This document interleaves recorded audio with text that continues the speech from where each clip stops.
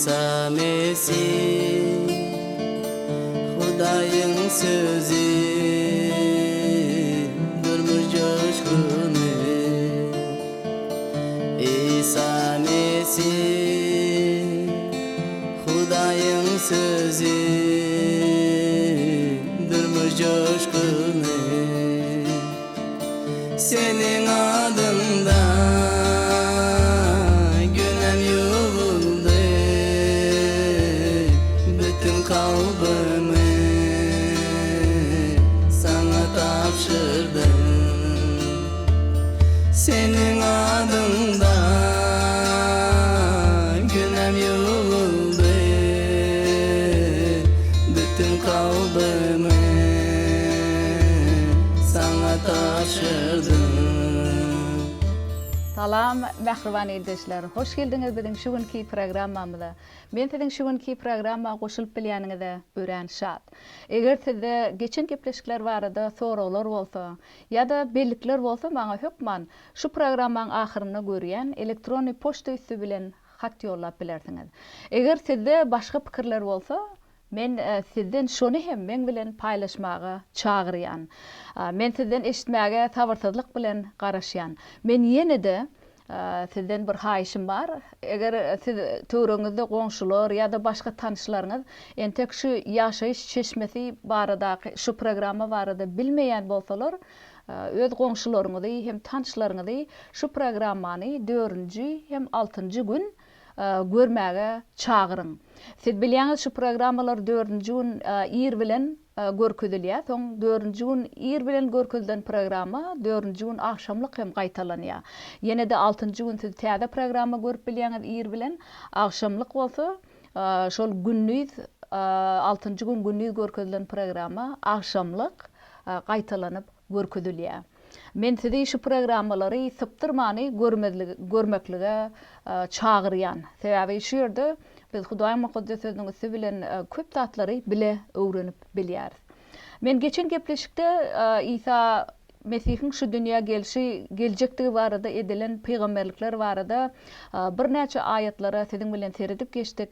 Hem köne ähde näme diýilýär? Şol köne ähde İsa Mesih barada berilen wadalar peýgamberlik edilen peýgamberlikler täze ähde amal edilen. Yani şol ayetlary siziň bilen bilelikde seredip geçdik. Men şu günki gepleşigimi ýene-de şu barada dowam etmekçi.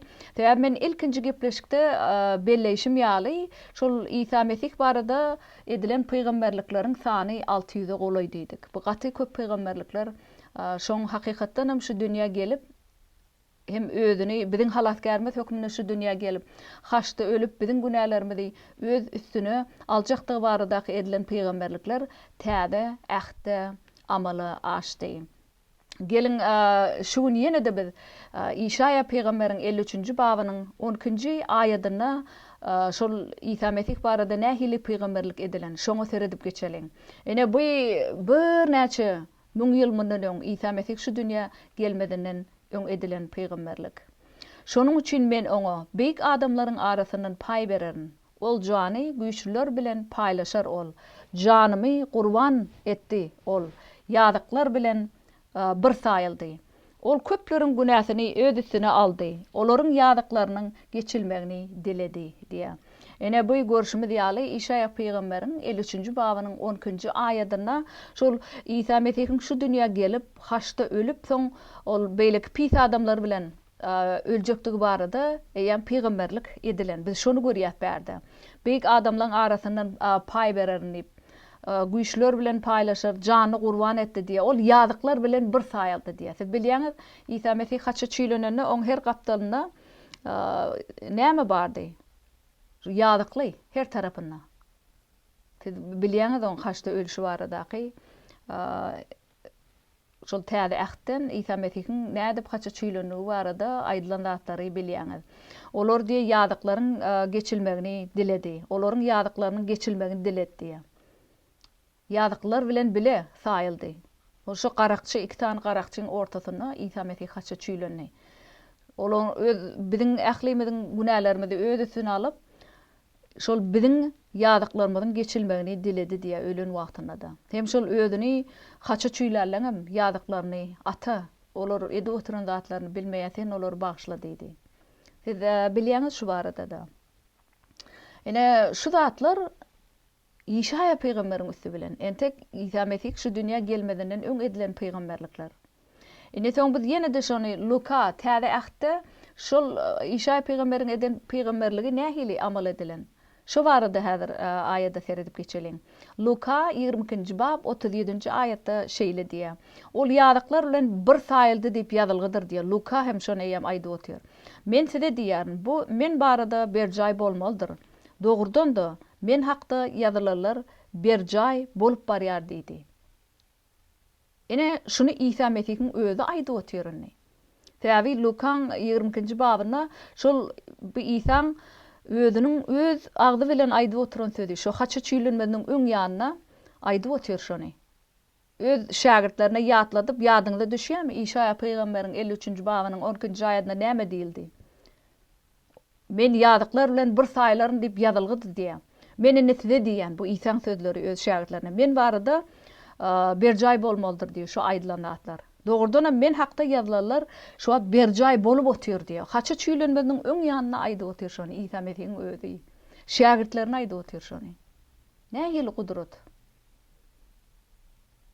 İsa Mesih'in özü İşaya peýgamberiň döwrüne aýdylan peýgamberlikleriň ene hakykaty öwrülendigini öz şagirdleri bilen tasdiklap otyr. Öz agdy bilen tasdiklap otyr. Yine de täze ahda şu nähili amal bolupdyr. Şu barada da Filipler kitabynyň 2-nji babynyň 7-nji 8-nji aýatyna da görýär şonu. Bir ul kimin bolup insan keşfine bu dünýä indi. Ol özüni asla hiç etdi. Ol insan sypatyna girip ölüme, hatta haştaky ölüme de tabin boldy. Özüni peseltdi. Ene biz bärde de görýäs. Şol İsa Mesih şu dünýä insan keşfine girip ol kimin bolup şu dünýä indi diýär. Biziň günälerimizi öz üstüne alyp, öz atasynyň erkini amal etmek üçin şonu edip otyr. Onda entegem şol özüniň hudaýlyk hak hukugyny terk etmedi ol. Ýöne biziň ýanymyza gelip insan keşfine şu dünýä inip biziň günälerimizi öz üstüne alyp bizi günäň hükmünden halas etmek oň esasy maksadydy. Täbi ata Hudaý ony şoň üçin şu dünýäge ýollapdy. Şoň üçin bärde diýe ol özüni asla hiç zat etdi. Näme üçin beýle diýär? Öz şol gökde öz Hudaýlyk hak hukugyny ulanman eýsem biziň ýaşaýan ýerimizde şu dünýä insan keşfine girip gelip bizi öz şagalary etdi. İnsan sıpatyna girip ölüme, hatta haştaky ölüme de tabin boldy diýär. Biziň günälerimizi öz üstüne almak üçin ol haştaky ölüme de tabin boldy. Hem şeýdip özüni peseltdi. Biziň hem her birimizden Hudaý öz öňüne peseltmegimizi isleýär.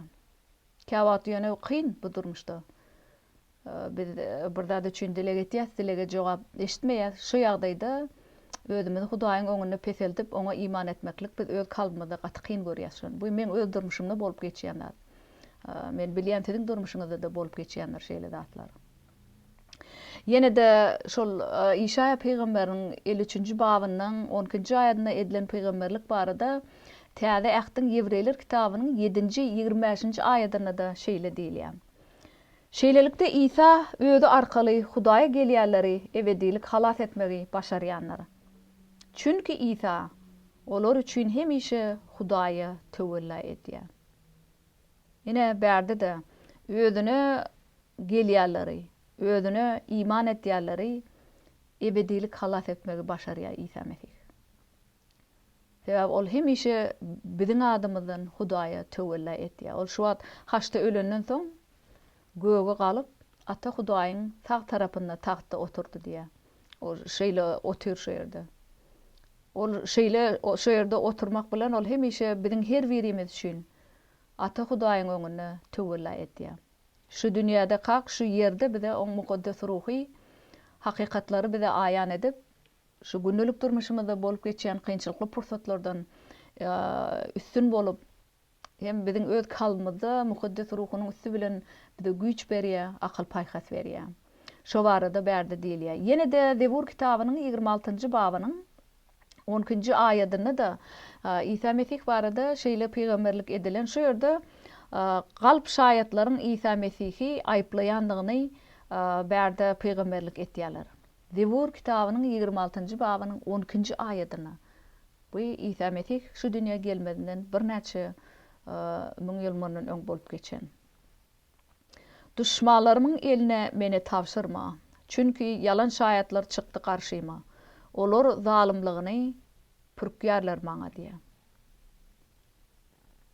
Ine şu bärden hem görýär. Şu kontekste biz seredemede şu Zebur 26 kontekst bu Dawud paçaň dilegi. Ol özüniň öz düşmanlaryndan gorulmak üçin edip oturan dilegi. Ine ýöne şu ýerde şol biz İsa Mesih barada da oýlanamyzda ol şu dünýä gelene şol dini mugallimler tarapyndan, fariseýler tarapyndan bilýäňiz ol nähili aýplandy. Hiç günahı bolmadyk, ýöne şonu da onu galp şaýatlyklar bilen aýplap, haça çüýlenmegine eltdiler. Şu dini mugallimleri etdi şonu. Ýene de Zebur kitabynyň 68-nji babynyň 5-nji aýatyna şol İsa Mesihiň sebäpsiz ýigrenelerdigi barada gurrun edilýär. Sebäpsiz. Meni nähak ýere ýigrenýärleriň sany başymyň saçyndan hem köp. Janyma qasd etmekçi bolup yalan ýere maňa günah ýapýan ýagylarym köp. Men ogurlamadyk zadymy gaýtaraýynmy? Ene bärde hiç dat etmedikler oňa garşy bolup oturýarlar. Düşmanlary galp şaýatlyk edip otur. Düşmanlar bärde dini mugallimler bolan İsa Mesihiň döwründe. Ýöne şu Zebur Dawud paça tarapyndan ýazylan biz bilýäs Dawud paçaň durmuşyna da köp düşmanlar oňa garşy bolup durmuşyna gaty köp kynçylygy başdan geçiren bolsa bilýäňiz bu barada. Ana şu ýerde aýdylşýaly şol sebäpsiz ýigrenç bolan. Siz oýlanyp görüň şu günem dünýäde İsa Mesihiň adyny agdasaňyz hem her bir kişi o iman etmän eýsem ýigrenç bar kalbyna İsa Mesih'e bolan. Gaty gynançly şu. İsa Mesih bize şol ebedi durmuşy wada berýär. Ýöne biz şonu da şonu kabul etmän eýsem oňa şu dünýä garşy durýar İsa Mesih'e. Başga her bir dilleri kabul etýär. Ýöne İsa Mesih bilen şol gönü dolu gatnaşygy terk edip otur bu dünýä. Şu günem şu dowam edip otur sebäpde ýigrenç. Biziň günümizde de. Siz öz töwreňizdekiler barada oýlanyp görüň. İsa Mesih'e iman etmeýärler. Oň adyny agdaňyzda olarda nähili? Siz näme garşylyk görýäňiz şu ýerde? Zebur kitabynyň 20-nji babynyň 17-nji aýatyna şol İsa Mesih şu haça çüýlenenden soň oň eli aýagy deşildi diýe haça çüýlenen wagtyna. Ene şu barada entek şu İsa Mesih bu dünýä gelmedinden öň Zebur 21-nji babda hem şaýatlyk edilen.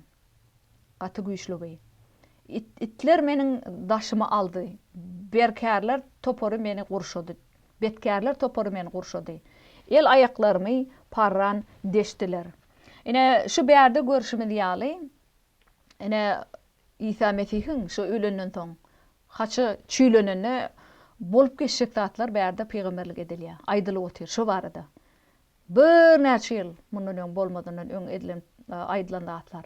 Hakykatdanam ol haça çüýlenene näme etdiler? On gapdalyny deşdiler. Ata görýäňiz, eger şol İsa Mesih barada filmi gören bolsaňyz, şonu görýäňiz gelip on buwruny deşdiler. Soňam elini, aýagyny haça çüýlediler. Siz bilýäňiz nähili deşildi eli aýagy. Hem aýagynam haça çüý bilen çüýlediler. Şu barada bärde aýdylyp oturýarlar. Betkärler topory men gurşady diýen töwregine düşmanlary nädip onu ýaňsylap üstünden gülüp oturýarlar haçta durha. El aýaklarym parran deşdiler diýe. Itler men daşmaldy. Itler ýaly oňa nädip daradylar töwreginekler. Yehudulyň paçahy diýip üstünden gülüp öýüň halat et degerten Hudaýdan bolsaň diýip nädip maskaraladylar ony. Ýöne şonu da İsa Mesih agdan açmady. Sebäp ol insanlaryň ýüregine näme bardygyny, insanlaryň ýüregini bilýär ol. Ine şu ýerde gaty täsin peýgamberlikler edilen İsa Mesih barada. Yine de Yohana kitabının 19. babının 34. 37. ayetlerine nähili peygamberlik edilen. Esgerlerin biri naýda bilen onun böwrüni dildi. Şo wada ondan gan bilen su çogduruldy diýe. Ene şu barada eskerlen şu naýda bilen İsa Mesih'in böwrüni dilip ondan gan bilen su akşy barada yine de Zakariya peygamber kitabının 10. babynyň 10. aýatyna peygamberlik edilen. Şol Zakariýanyň 10. bab 10. aýatyna edilen peygamberlik Yohana kitabının 19. babyna amala aşyp otýar. Ine her bir şu öňkü köne ähtäki peygamberleň eden peygamberlikleri täze ähte gaty täzirlik bilen amala aşyp otýar. Ene şol mukaddes ýargylaryň ýene başga ýerine näme diýär? Olar özleriniň deşim edenine serederler diýilýär. Ene şol Zakariya peýgamberde özleriniň deşim edenine serederler. İsa Mesih'e karşı bolan adamlar, dini mugallimler, fariseyler şoň deşim edip haça çüýläp şoňa serede otýarlar taň. Üstünden gülüp otýarlar, maskaralap otýarlar. Ene şu barada köne ahda peýgamberlik edilip, bu täze ahda amala aşan. Yine de şol Zebur kitabının 21. babynyň 19. aýatyna İsa Mesih'in şol haça çüýlenenden soň oň işikleri üçin biji atylýanlygy barada da peýgamberlik edilen. Bu hakykatdan hem amala aşdy. Özara paýlaşarlar geýimlerini. Egin başym üçin biji atarlar. Ene bu İsa Mesih barada edilen peýgamberlik Zebur kitabının 21. baby 19. aýat. Oň işigini özara paýlaşarlar diýe. Egin başym üçin biji atarlar diýdi. Soň şu Matta kitabının 27. babynyň 35. aýatyna şu aýdylan peýgamberlik amal boldy. Onu haça çüýlärlerinden soň biji atyşyp, egin eşigini özara paýlaşdylar diýe. Ine bu Matta kitabının 27. babyna hem şol İsa Mesih'in haça çüýlenenden soň bolup geçen ýagdaýy suratlandyryp otýarlar. Haça çüýlärden soň diýe siz bilýäňiz ki şonu kinoda görüntüňiz İsa Mesih barada kinoda. Nädip biji atyp oň egin eşigini özara paýlaşyp otýarlar. Ine şu barada köne ähde peýgamberlik edilip, täze ähde hakykatdan hem bu amala aşdy. Siz şu datlary okap, şu datlary göreňizde peýgamberlikleriň amala aşandygyny bilip, eşidip iman etýäňizmi kalbyňyzda? Ben täze şu tora barada oýlanmaga çagyrýan. Belki siz birek bilen hem özara maslahatlaşyp bilýäňiz. Şu İsa Mesih barada peýgamberlikler barada. Hem şu gepleşikde öwrenip oturan aýatlaryňyzy ýazyp alyp, ony beýlekler bilen sizi paýlaşmaga çagyrýan. Täze bu Hudaýyň sözi. Biz ony beýleklere geçirýäs. Yine de Zebur kitabının 21. babynyň 7. 8. aýatlaryna İsa Mesih'in maskaralanyp kemsidiljekdigi barada peýgamberlik edildi. Gaty täsin. Men bolsa bir gurçuk insan däldirin. İnsanlaryň ýüzi garasy, halkyň kemsidýäni. Meni görýärleriň bary üstümden gülýär. Başlaryny ýaýkaýa hem ýaňsylaýar diýär. Ene şu Zebur 21. babda 7. 8. aýatlar İsa Mesih'e näme boljakdygy barada edilen peýgamberlikler. Soň Matta kitabynyň 27. babynyň 39. aýatyna şu ýerde edilen peýgamberlik amala aşdy. Geçip barýarlar başlaryny ýaýkap İsany ýaňsylaýardylar diýär. Ol haça çüýlenip ýokarda asylan, soň oň ýanyndan geçip barýarlar, siz bilýäňiz ony ýaňsylap, maskaralap üstünden güldüler. Yine de bu barada Markus kitabının 15. babynyň 29. aýatyna da şeýle diýär. Geçip barýarlar, başlaryny ýaýkap İsany ýaňsylaýardylar diýär. Matta bilen Markus ikisi hem şol İsa Mesih'in haça çüýlenenden soň näme bolandygyny bize anyk suratlandyryp otýarlar. Täze Matta, Markus hem Yohana bularyň üçüsi hem İsa Mesih bilen bile bolup oň ýanyna bolan şagirtler gözü bilen görüp, gulagy bilen eşden şu ýerde bolup geçen zatlary. Bu hakykatdan hem görüp, öz gözleri bilen görüp bize şaýatlyk edip otýarlar. Ene şu gaty wajyp şonu bilmeklik. Ene şu Zebur kitabynyň 21. babynyň 7. 8. aýatyna okamada näme diýil? Men bolsa bir gurçuk insan däldirin diýär. Bärde şol yer gurçuk diýmeklik bu biriniň gaty ejiz, ağır ýagdaýdadygyny, ýigrençli ýagdaýdadygyny görkezýär. İsa Mesih şu haça çüýlenmediň öň ýanyna gaty ağır ýagdaýda bolan ol. Öz atasyndan siz bilýäňiz, o dile edene näme diýe? Ol şu gaty der basanony, şu der diýe ol damja, kan damjalary hökmüne ýere gaçan maňlaýyndan. Meni şu ýagdaýdan halas et diýip ol İsa ýüzlenip otyr. Şonu biz görýät bärde. Ýöne şonu da goý men erkim däl de sen öz erkin amal açdyn diýdi ol. Hudaýyň mukaddes ruhunyň güýji bilen şonu aýdyp bildi. Yer gurçuk bu ejid ýagdaýy suratlandyrýan ekeni. Ýene dädir Zebur kitabynyň 20-nji babynyň 2-nji aýatynda näme peýgamberlik edilýär? Şol aýralygyň agysy barada. Täze ol öz ata Hudaý o göwü taşlap şu ýere bizi günäň hökmünden halas etmek üçin hem biziň Hudaý bilen aramyzdaky ara gatnaşygy dikeltmek üçin geldi. Oň arasyna şeýle aýralyk bolan. Häzir geliň şu Zebur 22 äser edip geçelim. Hudaýym, Hudaýym, näme üçin meni terk etdiň? Näme üçin halas ederdin, perýadymy eşiterden uzakdasyň sen diýe. Näme bu İsa Mesihiň öz aýdyp oturan dilegi. Hudaýym, Hudaýym, näme üçin meni terk etdiň diýe. Siz ýadyňyzda bolsa şol İsa Mesih baradaky kinoda da görensiňiz, haça çüýlenmediň öň ýanyna ol öz diýdi çöküp atasynyň öňünde dilege de otyr. Täbi ol edel Hudaýyny görmeýän ýaly duýdy, eşitmeýän ýaly kalbyna.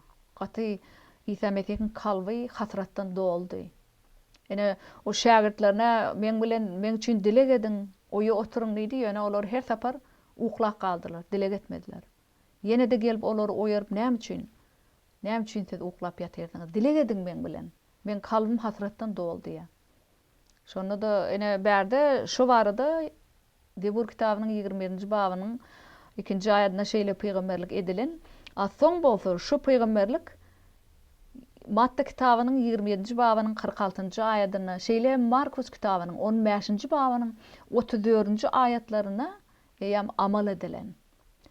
Ene gelin häzir Matta kitabynyň 27-nji babynyň 46-njy aýatyna seredip geçelim. Öýlen sagat 3 töwregi İsa gaty ses bilen gıýgyryp, Elohi, Elohi, lema sabaktani diýdi. Beýle diýmegi Hudaýym, Hudaýym, näme üçin meni terk etdiň diýdi. Ene şu haçta çüýlenmediň öň ýanyna ol özüniň haça çüýlenip öljekdigini bilip İsa Mesihiň kalby hasratdan doldy. Hudaýym, Hudaýym, näme üçin meni terk etdiň diýe.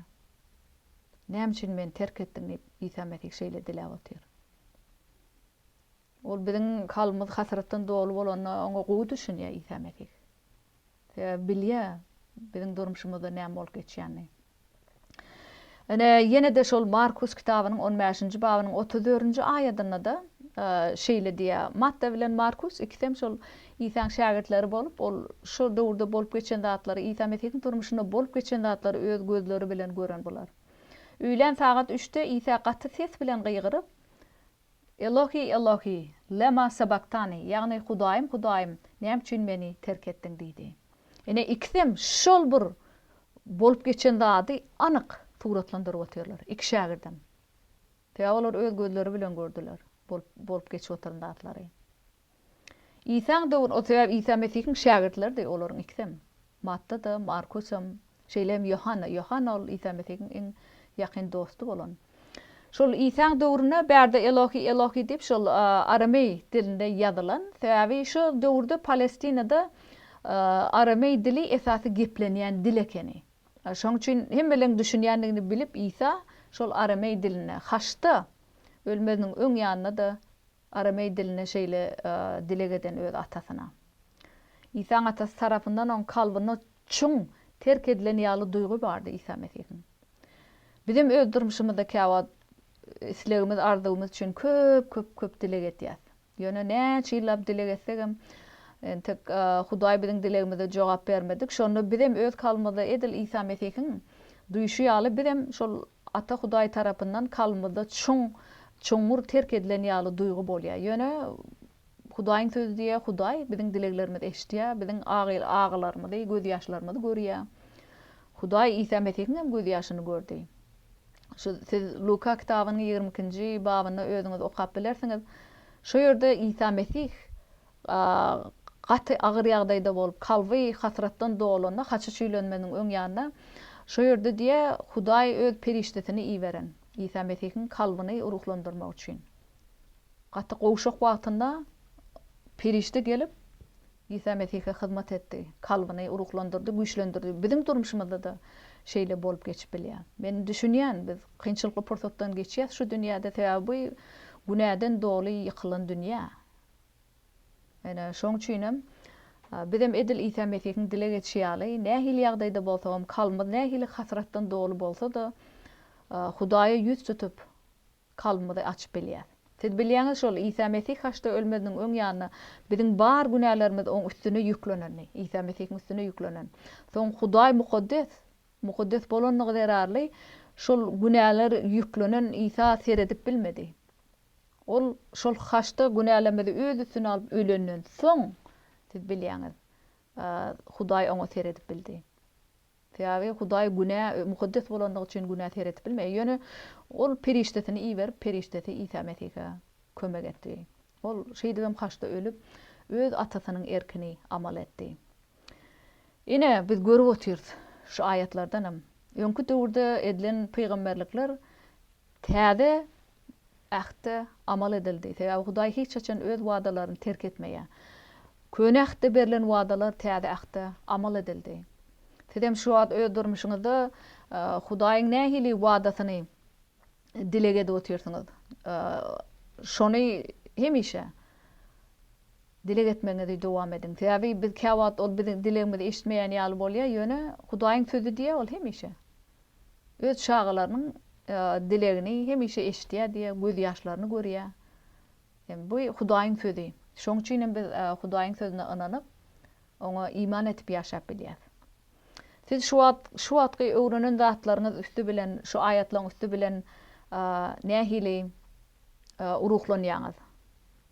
Oýlanmaga şu ayatlar barada oýlanmaga çagyrýan. Ol haçda ölenden soň göge de kaldy. Ine bu barada biz Zebur kitabynyň 67-nji babynyň 19-njy aýatyny görýäs. Nähili peýgamberlik edilen. Sen ýokary belentlige çykanda ýesirleri öz ýygyňa düşürdüň.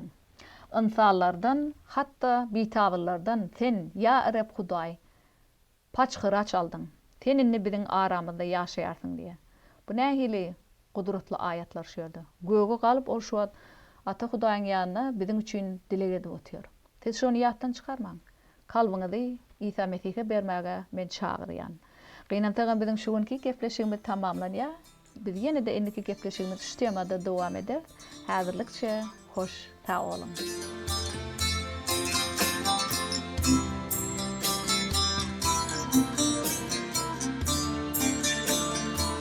Senin adında günem yolu bütün kalbimi sana tapşır